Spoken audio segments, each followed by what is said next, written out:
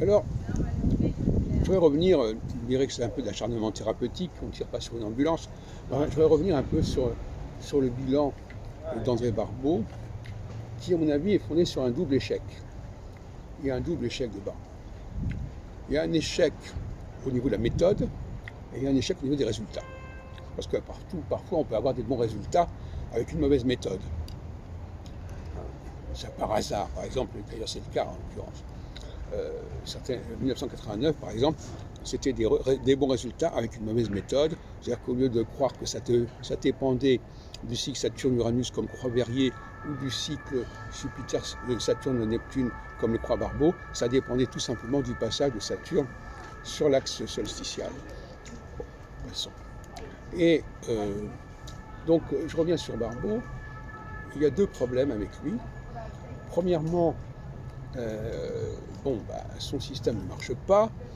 Hein, il y a des tas d'échecs, double échec, à la fois des choses qu'il annonce et qui n'arrivent pas, et des choses qu'il n'annonce pas et qui arrivent.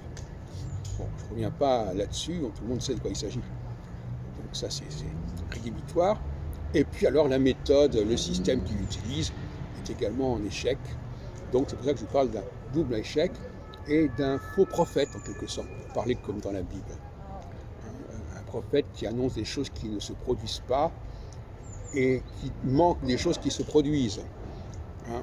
Un des échecs majeurs de Barbeau, comme chacun sait, c'est que il manque la crise de Cuba, et qu'il avait fait une conférence à ce sujet avant. Il manque la crise de Cuba, il manque la crise de Berlin 61. Et alors, il annonce pour 65 une crise qui n'aura pas lieu. Voilà.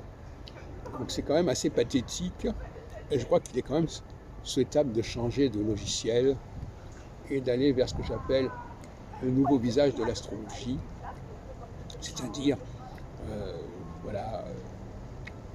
il faut faire son deuil. Je demande aux tenants de Barbeau de faire leur deuil de l'héritage de Barbeau.